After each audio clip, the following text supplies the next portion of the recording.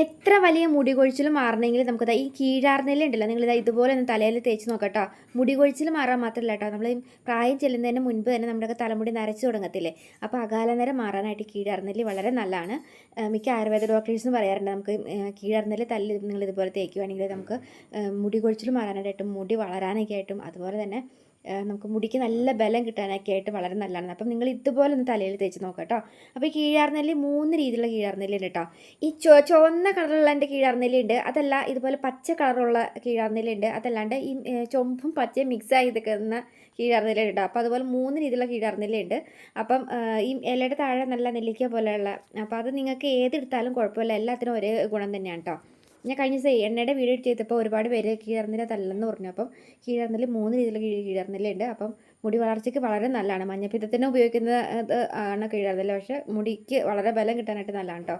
കുറച്ച് കീഴാർനെല്ലി നിങ്ങൾ പറിച്ച് കഴുകി ഇതുപോലെ മിക്സിയുടെ ജാറിലേക്ക് കൊടുക്കുക. പിന്നെ കൂട്ടത്തിൽ നമുക്ക് കുറച്ച് ചെമ്പരത്തിയുടെ ഇല, അപ്പോൾ നിങ്ങൾ ചെമ്പരത്തിയുടെ ഇല എടുക്കുമ്പം 1-2 പൂവുണ്ടെങ്കിൽ ചേർത്തെടുത്തോട്ടോ, ചെമ്പരത്തിയുടെ പൂവ്. അപ്പോൾ നമുക്ക് ഇഷ്ടമുള്ള ഐറ്റംസ് നമുക്ക് ഈ കീഴാർനെല്ലിയുടെ കൂട്ടത്തിൽ ഇട്ടിട്ട് നമുക്ക് തലയിൽ തേച്ച് കൊടുത്ത് നോക്കാം. നമുക്ക് ഈ ചെമ്പരത്തിയുടെ പൂവ് നിങ്ങൾക്ക് അത് മാത്രമാണ്, ചെമ്പരത്തിയുടെ ഇലയും പൂവാണ് കിട്ടിയിട്ടുള്ളെങ്കിൽ അത് മാത്രം എടുത്താൽ മതി. അതല്ലെങ്കിൽ നമ്മുടെയൊക്കെ വീടിൻ്റെയൊക്കെ പരിസരത്ത് ഇതുപോലെ കേശവർദ്ധന ഉണ്ട്, അതല്ലെങ്കിൽ നമുക്ക് കയ്യോന്നിയൊക്കെ ഉണ്ടെങ്കിൽ അതൊക്കെ വേണീൻ്റെ കൂട്ടത്തിൽ ഇട്ട് കൊടുക്കാം കേട്ടോ. നമുക്ക് ഈ കീഴാർനെല്ലി എങ്ങനെ തലയിൽ തേച്ചാലും നമുക്ക് നല്ല രീതിയിൽ മുടി കൊഴിച്ചിലും മാറും, മുടിക്ക് നല്ല ബലം കിട്ടും. ഈ കൊഴിച്ചിൽ മാറാനായിട്ട് നല്ലതാണ്. പിന്നെ അകാലനരയൊക്കെ ഉണ്ടെങ്കിൽ അതും മാറിയിട്ട് മുടിക്ക് നല്ല കറുപ്പും തിളക്കവും കിട്ടും കേട്ടോ.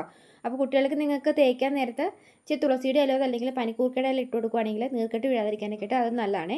അപ്പോൾ ജലദോഷമൊക്കെ ഉണ്ടെങ്കിൽ അത് പോവുകയും ചെയ്തോളും, നീർക്കെട്ട് വരത്തുമില്ല. അപ്പോൾ ഇതുപോലെ കുറച്ച് പനിക്കൂർക്കയുടെ ഇല ഇട്ടിട്ട് വെള്ളം ചേർത്ത് കൊടുക്കുക. അപ്പം നമ്മുടെയൊക്കെ വീട്ടിൽ കഞ്ഞിവെള്ളം ഉണ്ടെങ്കിൽ വേണമെങ്കിൽ കഞ്ഞിവെള്ളം ചേർത്തിട്ട് അടിക്കാം കേട്ടോ. ഇങ്ങനെ പച്ചവെള്ളമോ കഞ്ഞിവെള്ളമോ ചേർത്ത് അടിച്ചാലും കുഴപ്പമൊന്നുമില്ല കേട്ടോ.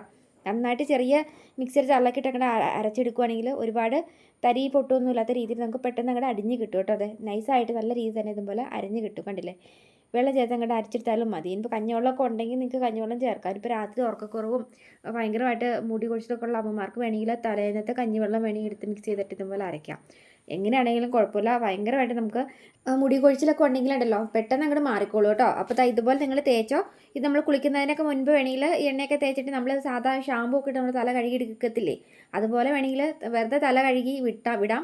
വേണമെങ്കിൽ അതിനകത്തേക്ക് ഇത്തിരി ഷാമ്പൂ വേണമെങ്കിൽ മിക്സ് ചെയ്തിട്ട് വേണമെങ്കിൽ ഒരു മണത്തിന് വേണ്ടിയിട്ട് ഷാമ്പൂ മിക്സ് ചെയ്തിട്ട് നിങ്ങൾക്ക് തല കഴുകി കൊടുക്കാം.